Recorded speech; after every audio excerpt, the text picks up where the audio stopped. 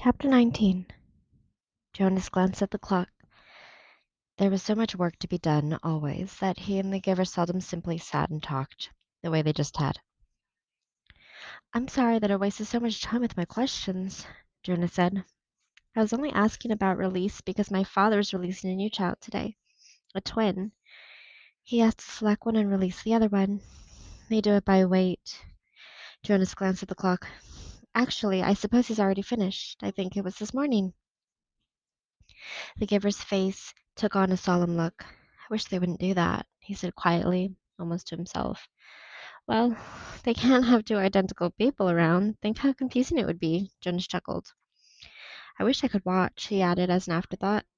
He liked the thought of seeing his father perform the ceremony and making the little twin clean and comfy. His father was such a gentle man. You can watch, the giver said. No, Jonas told him. Never let children watch. It's very private. Jonas, the giver told him, I know that you read your training instructions very carefully. Don't you remember that you were allowed to ask anyone anything? Jonas nodded. Yes, but Jonas, when you and I have finished our time together, you will be the new receiver. You can read the books. You'll have the memories. You'll have access to everything. It's part of your training. If you want to watch a release, you have to simply ask. Jonas shrugged. Well, maybe I will then, but it's too late for this one. I'm sure it was this morning. The giver told him then something he had not known. All private ceremonies are recorded. They're in the Hall of Closed Records. Do you want to see this morning's release? Jonas hesitated. He was afraid that his father wouldn't like it if he was watching something so private.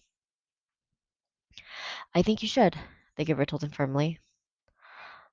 All right then, Jonas said. Tell me now. The giver rose from his chair and went to the speaker on the wall. Clicked the switch from off to on. The voice spoke immediately. Yes, receiver. How may I help you? I would like to see this morning's release of the twin. One moment, receiver. Thank you for your instructions. Jonas watched the video screen above the row of switches. Its blank face began to flicker with zigzag lines. Then some numbers appeared, followed by the date and time. He was astonished and delighted that this was available to him, and surprised that he had not known. Suddenly he could see a small, windowless room, empty except for a bed, a table with some equipment on it. Jonas recognized the scale. He had seen them before when he'd been doing volunteer hours at the nurturing center. And a cupboard.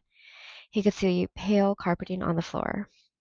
It's just an ordinary room, he commented. I thought maybe they'd have it in the auditorium so that everybody could come. All the old go to the ceremony's release. But I suppose that's when it's just a newborn. They don't. Shh, the giver said, his eyes on the screen. Jonas's father, wearing his nurturing uniform, entered the room, cradling a tiny new child wrapped in a soft blanket in his arms. A uniformed woman followed through the door, carrying a second new child wrapped in a similar blanket. That's my father, Jonas found himself whispering, as if he might wake the little ones if he spoke aloud. And the other nurturer is his assistant. She's still in training, but she'll be finished soon. The two nurturers unwrapped the blankets and laid the identical newborns on the bed. They were naked. Jonas could see that they were males. He watched, fascinated, as his father gently lifted one and then the other to the scale and weighed them. He heard his father laugh. Good, his father said to the woman. I thought for a moment that they might both be exactly the same. Then we'd have a problem. But this one, he handed one after rewrapping it to his assistant, is 6 pounds even, so you can clean him up and dress him and take him over to the center. The woman took the new child and left through the door she had entered. Jonas watched as his father bent over the squirming new child on the bed. And you, little guy, you're only 5 pounds 10 ounces. A shrimp. And that's the special voice he uses with Gabriel, Jonas remarked, smiling. Watch, the giver said. Now he cleans him up and makes him comfy, Jonas told him. He told me. Be quiet, Jonas, the giver commanded in a strange voice. Watch. Obediently, Jonas concentrated on the screen, waiting for what would happen next. He was especially curious about the ceremony part. His father turned and opened the cupboard. He took out a syringe and a small bottle. Very carefully, he inserted the needle into the bottle and began to fill the syringe with a clear liquid. Jonas winced sympathetically. He had forgotten that new children had to get shots. He hated shots himself, though he knew that they were necessary. To his surprise, his father began very carefully to direct the needle into the top of the new child's forehead, puncturing the place where the fragile skin pulsed. The newborn squirmed and failed and wailed faintly. Why is he? Shh, the giver said sharply. His father was talking, and Jonas realized that he was hearing the answer to the question he had started to ask. Still in the special voice, his father was saying, I know, it hurts, little guy, but I have to use a vein, and the veins in your arm are still too teeny weeny.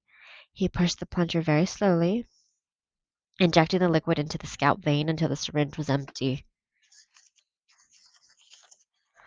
All done. That wasn't so bad, was it?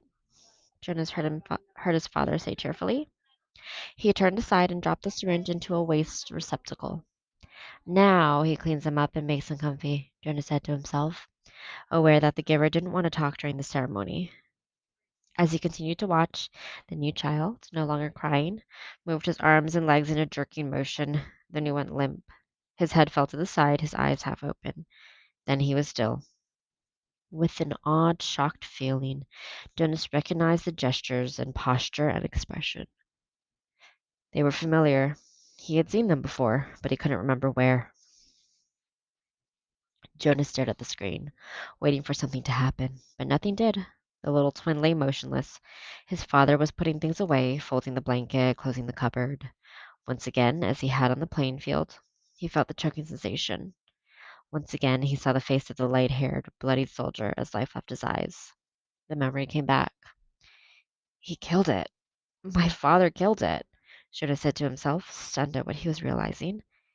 He continued to stare at the screen numbly. His father tidied the room. Then he picked up a small carton that lay waiting on the floor, set it on the bed, and lifted the limp body into it. He placed the lid on tightly. He picked up the carton and carried it to the other side of the room. He opened a small door in the wall. Jonas could see darkness behind the door. It seemed to be the same sort of chute into which trash was deposited at school. His father loaded the carton containing the body into the chute, and he gave it a shove. Bye bye, little guy, Jonas heard his father say before he left the room. Then the screen went blank. The giver turned to him. Quite calmly, he related, when the speaker notified me that Rosemary had applied for release, they turned on the tape to show me the process. There she was, my last glimpse of that beautiful child, waiting. They brought in the syringe and asked her to roll up her sleeve. You suggested, Jonas, that perhaps she wasn't brave enough? I don't know about bravery, what it is, what it means. I do know that I sat here numb with horror, wretched with helplessness, and I listened as Rosemary told them that she would prefer to inject herself. Then she did so. I didn't watch. I looked away. The giver turned to him. Well, there you are, Jonas. You were wondering about release, he said in a bitter voice. Jonas felt a ripping sensation inside himself, the feeling of terrible pain clawing its way forward, to emerge in a cry.